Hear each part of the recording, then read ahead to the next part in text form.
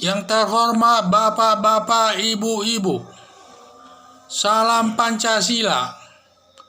Bapak-bapak, ibu-ibu yang melihat video saya ini, tolong jangan lupa subscribe, like, dan di-share. Sifatnya gratis. Saya akan mengomentari Refly Harun dan Fadlizon menghendaki diterapkan lockdown di Indonesia. Ya, ini saya lihat di YouTube. Jadi kedua pihak ini, kedua komentator ini selalu memberikan hal yang kurang positif kepada Jokowi terkait dengan penanganan virus corona ini. Kayaknya terlambat lah dan lain sebagainya lah. Yang intinya mereka daripada social distancing dan lain sebagainya tetap di rumah, lebih baik diterapkan sekalian lockdown katanya. Sehingga supaya di rumah semua orang, kalau nanti sudah pulih kembali, kita dapat bergerak kembali semua usaha kita. Itulah menurut pandangan mereka. Tetapi saya tidak sependapat negara lockdown. Karena apa? Karena lockdown itu sangat menyiksa masyarakat itu. Yaitu hanya berada di rumah nanti terus. Dan tidak ada. Sedangkan yang sekarang saja persyaratannya tidak begitu ketat. Yaitu hanya social distancing, menjaga jarak. Itu pun sudah berat. Terutama kepada perekonomian masyarakat kecil. Karena tidak ada lagi orang di jalan-jalan, sehingga pedagang kecil kesulitan uang. Sangat kesulitan. Terpaksa pemerintah mengeluarkan sumbangan sosial. Satu orang 1 juta rupiah. Dan pemerintah daerah juga ada yang memberikan bantuannya. Yang semua diambil dari anggaran daerahnya masing-masing yang di switch dari biaya-biaya proyek yang lainnya itu. Itulah saking sulitnya. Di samping itu, kalau nanti lockdown benar-benar hanya di rumah saja, itu kan menimbulkan penyakit itu. Karena badannya tidak bergerak, penuh stres. Stres itu adalah sumber penyakit yang paling utama itu. Menimbulkan yang lain-lainnya yang berakibat kekebalan tubuhnya menahan sakit berkurang. Karena sudah diliputi rasa takut, kurang bergerak badannya kemana-mana, hanya duduk di rumah, apalagi rumahnya kecil.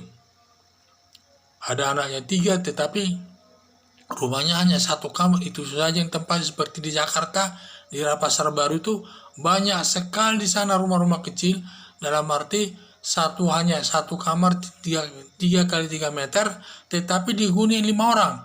Tidurnya pun bersempit-sempitan. Kadang-kadang berganti-ganti tidur. Ada yang di dalam, ada yang di luar.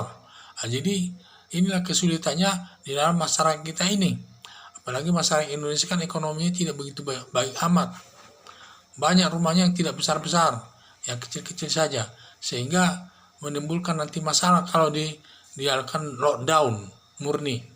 Jadi dengan adanya yang sekarang ini sudah tepat. Tidak terlalu berat, lockdown tidak terlalu berat. Karena hanya jaga jarak, kalau tidak terpaksa jangan keluar rumah, hanya itu aja.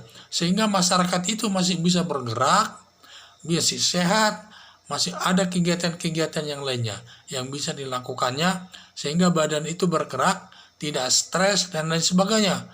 Karena stres ini pusat daripada penyakit ini. Jadi itulah saya bilang, jadi saya tidak sependapat dengan pendapatnya itu harus lockdown. Pernyataan-pernyataan Pak Lizon ini sepertinya bertentangan dengan kebijaksanaan Presiden. Selalu yang bertentangan. Apakah kalau Pak Lizon memang dari dulu sudah tukang kritik, yang jadi masalah sekarang Refly Harun ini jadi pengkritik pemerintah. Apalagi dulu dia baru dipecat daripada komisaris utama dari Pelindo. Jadi ini mungkin penyebabnya, sehingga dia sering menyatakan hal-hal yang tidak sejalan dengan kebijakan pemerintah. Ini dia menghendaki lockdown. Sekarang mereka bisa melihat perbandingannya dengan negara lain. Amerika Serikat dan Italia, negara yang terkaya dan yang terbesar jumlah yang terkena korban virus corona hampir 1 juta, dan juga yang meninggal hampir 10 juta. Demikian juga Italia 60.000 yang terkena dan yang meninggal hampir 6.000 lebih. Dan mereka sudah mencabut lockdown. Sudah mencabut lockdown itu sudah seperti biasa aja sekarang. bisa jalan-jalan kemana dan sebagainya. Apalagi padahal mereka dari segi kehidupan sosial sudah cukup tinggi, bagus ekonominya, tetapi sudah hilang dibuka. Seperti semua perbatasan-perbatasan di Amerika sengaja dibuka untuk meningkatkan perekonomian Amerika Serikat. Terpaksa mereka lakukan itu karena semua perekonomian itu sudah rusak dibuat oleh virus corona ini. Jadi marilah kita bersatu menghadapi virus corona ini. Jangan kita menyampaikan pendapat-pendapat yang bertentangan dengan kebijakan pemerintah. Apa yang kebijakan yang diambil pemerintah sudah dipikirkan dan dirapatkan ini. Ini kita hanya memberikan pendapat sendiri-sendiri, belum tentu kebenaran yang sebenarnya yang terjadi.